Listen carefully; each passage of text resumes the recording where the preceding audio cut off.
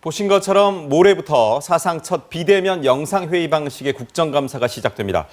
비대면 회의지만 국정감사를 앞둔 여야의 기선잡기 경쟁은 벌써부터 팽팽한데요. 주간 정치에서 구체적으로 살펴보겠습니다. 김경진 변호사 자리했습니다.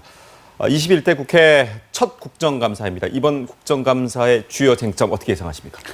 우선 사상 최초로 외통위 같은 경우도 해외 공간에 대한 국감을 안 하기로 했고요. 그다음에 가급적이면 지방 내려가지 않고 국회에서 한다라는 원칙을 세웠는데 어쨌든 추미애 장관 아들 휴가 미복귀 문제 여전히 논란이 될 것 같고요. 그다음에 얼마 전에 있었던 우리 공무원 북한군에 의해서 피습 사살된 사건들 그와 관련해서 우리 정부의 대응이 적절했느냐 여전히 뜨거운 논란이 될 것 같고요. 그다음에 탈원전 문제라든지 또 정부의 부동산 정책과 관련한 현 정부의 경제와 관련된 어떤 대책에 대해서 유효 적절성 문제 상당한 논란이 될 것 같고요. 그다음에 경제 민주화라든지 공수처 문제 이런 부분들이 뜨거운 쟁점이 될 것 같습니다.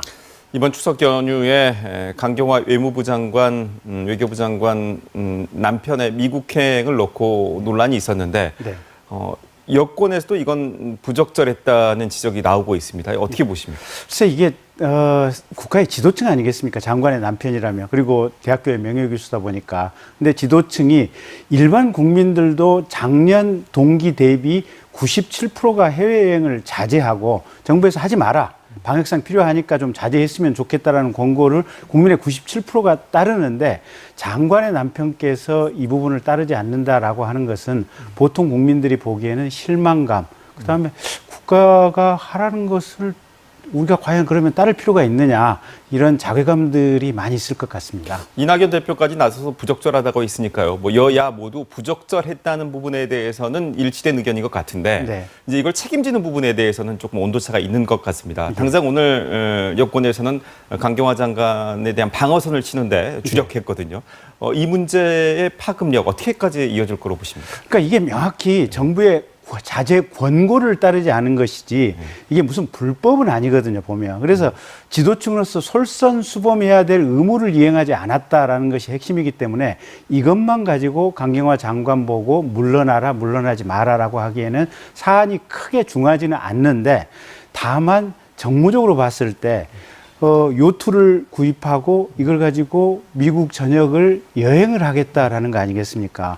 보통의 평범한 국민들이 보기에는 일단 간 목적도 그렇고 보통 국민들은 정부의 정책을 다 따르는데 이분은 또 전혀 따르지 않고 이런 점에 있어서 보면 국민들의 감정선을 크게 건드리는 측면이 있어서 이거는 사실은 사안은 미약하지만 국민들의 마음에 상처나 실망감을 주는 데 있어서는 대단히 크기 때문에 이건 정부나 대통령이 어떤 결단을 내릴지는 좀 지켜봐야 될 것 같습니다. 향후 과정을 좀 지켜봐야 되겠군요. 예.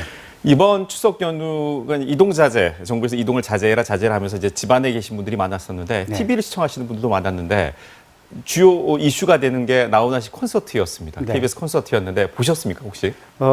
조금 봤습니다. 그 콘서트에서 나온 발언이 화제가 됐는데 그 발언을 놓고 정치권에서 아전 인수격 해석을 내세우면서 공방을 벌였습니다. 예. 이거 어떻게 보십니까? 그래서 이제 보통 국민의 목소리를 가수 나훈아 씨가 대변해서 얘기를 했다라고 생각을 해야 될 것 같고요.